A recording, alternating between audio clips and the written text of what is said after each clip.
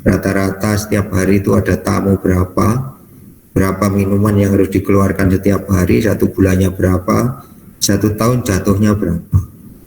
Begitu juga misalkan untuk bayar listrik, tiap bulannya berapa, 1 tahun berapa rata-rata. Begitu juga untuk PDAM, setiap bulannya berapa, 1 tahun berapa, rata-rata nanti akan ketemu setiap bulan berapa. Mengapa ini harus dirata-rata setiap bulan? Karena nanti untuk menyusun anggaran di tahun berikutnya itu bisa diketahui menghitung rata-rata pengeluaran setiap bulan, termasuk gaji karyawan. Ya. Nah, gaji karyawan biasanya ada kenaikan, mungkin 2 tahun sekali atau 3 tahun sekali.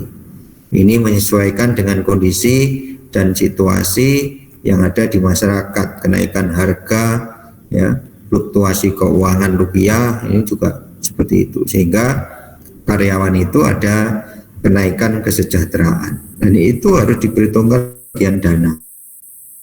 Karena itu, karena mungkin juga ada kenaikan gaji, kemudian juga ada perawatan mesin, bagian pendanaan ini yang harus pinter-pinter menghitung, dan ini kerjasama dengan semua pihak, bagian produksi, bagaimana kalau misalkan 2 tahun sekali gaji harus naik, karyawannya tambah, ada pengembangan perusahaan, ini harus ada neraca keuangan yang harus dilihat di setiap bulan, sehingga tidak terjadi pembengkakan di setiap bulan. Nah, ini yang perlu dipertimbangkan oleh bagian keuangan. Nah, semua ini diminit, ya, dalam rangka meningkatkan nilai barang atau jasa, sehingga tujuan organisasi atau perusahaan ini bisa tercapai. Nah, kalau bagian pendanaan ini bisa mengelola uang dengan sebaik-baiknya, bahkan bisa mensisakan untuk anggaran operasional, itu bisa digunakan untuk meningkatkan kesejahteraan karyawan.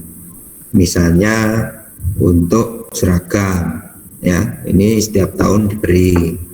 Misalkan untuk bantuan kesehatan, ini masing-masing biasanya kalau perusahaannya itu bisa bagus, produktivitasnya tinggi, sehingga labanya tinggi, maka kesejahteraan itu termasuk dari anggaran kesehatan.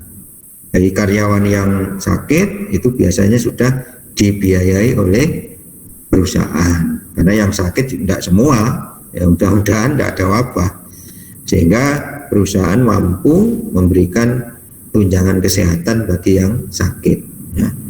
Termasuk misalkan rekreasi. Nah, rekreasi itu penting dalam rangka refreshing pegawai itu supaya tidak jenuh, maka perlu diadakan yang namanya rekreasi, ya.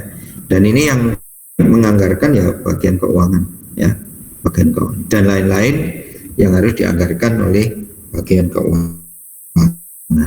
Nah, secara garis besar manajemen manufaktur nanti akan berjalan seperti siklus yang ada di layar ini. Nah, nanti secara detail akan dibahas oleh masing-masing kelompok. Nah, saya kira ini pendahuluan kita bahwa siklus pengelolaan produksi dan operasi di dalam perusahaan dalam rangka mencapai tujuan organisasi atau perusahaan atau industri ini supaya bisa berjalan dengan lancar, maka di masing-masing sumber daya manusia yang ada di masing-masing unit di perusahaan itu harus bekerja sama dengan sebaik-baiknya, tidak ada konflik, di bagian-bagian tertentu dipegang oleh orang yang ahli sesuai dengan bidangnya, sehingga perusahaan itu rodanya itu bisa berjalan dengan lancar. Ya, ada pertanyaan sampai di sini? Ya, silakan.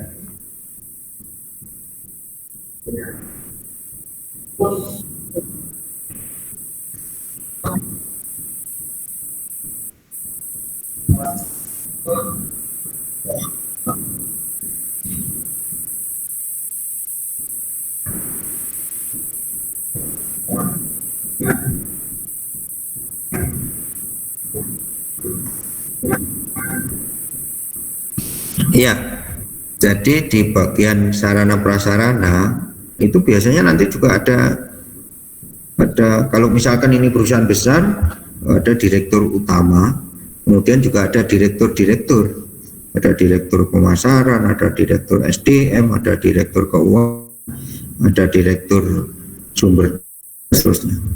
Nah, di bagian sarana prasarana itu nanti masih dipecah-pecah di situ, ya.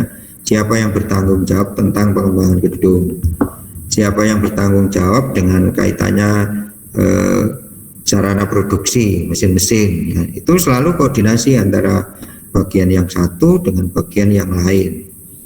Nah, di bagian pengembangan produksi itu nanti yang memperhitungkan kapan mesin itu harus diganti, kapan mesin itu harus diservis. Nah, kalau misalkan pada saat overhaul, ini kalau di overhaul misalkan di pabrik gula, ketel uap misalkan, pada saat sudah tidak musim giling kan semua dibongkar, turbinnya dibongkar, ketel uapnya dibongkar, mesin penggilingannya dibongkar, semua dibongkar itu. Makanya kalau kamu praktek kerja industri di pabrik gula, kalau pas giling ini malah rugi, tidak ada apa-apa itu. Sing pas itu kalau misalkan sudah musim giling berakhir. Nah, kalau musim giling berakhir, semua mesin dibongkar di situ. Sehingga Anda tahu yang ada di dalam ketel uap itu dalamnya apa saja. Bisa dilihat di situ semua dibongkar. Kemudian yang ada di turbin uap itu apa saja dibongkar di sana. Jadi pabrik gula itu overhaul, semua overhaul. Jadi mulai bulan biasanya Januari, Februari, Maret itu overhaul 3 bulan full, semua mesin dibongkar. Nah, dari situ sudah kelihatan kira-kira mana bagian-bagian mesin tertentu atau mesin-mesin tertentu untuk tahun depan itu harus dirubah, diganti, atau cukup bisa untuk diservis atau diperbaiki saja, diganti bagian-bagian tertentu itu sudah cukup. Nah, itu diketahuinya pada saat overhaul itu. Jangan sampai menunggu rusak, ya. Jadi pada saat operasi selama bulan April sampai Oktober itu bagian produksi harus sudah melihat mesin-mesin itu dalam saat overhaul itu seperti apa. Sehingga pada saat operasi jangan sampai macet. Karena seperti pabrik gula itu kalau ada satu mesin yang macet, produksi macet total. Karena itu siklus, ya, berurutan kerjaannya. Misalkan tebu yang dari truk itu masuk ke bagian mesin pencacah, dari mesin pencacah masuk ke mesin giling, jadi yang menggilas itu, ya. Nah, dari mesin giling muncul nira, ya. Nira apa nira itu? Ya, dari tebunya itu, ya, air tebunya itu. Nah, setelah dari itu keluar,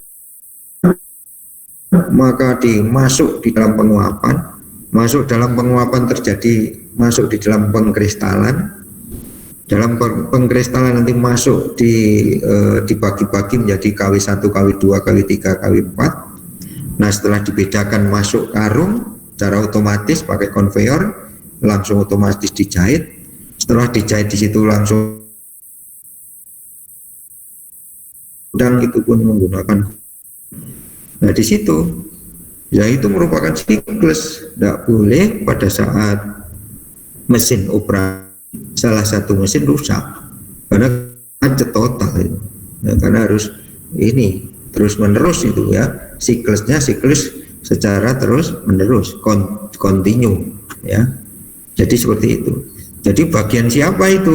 Ya bagian sarana prasarana, bagian produksi. Nah, sudah bisa memperkirakan nanti kerjasama dengan keuangan, sehingga keuangan itu bisa memprediksi, oh kebutuhan tahun ini sekarang ini, tahun depan seperti ini, itu sudah bisa diprediksi, ya.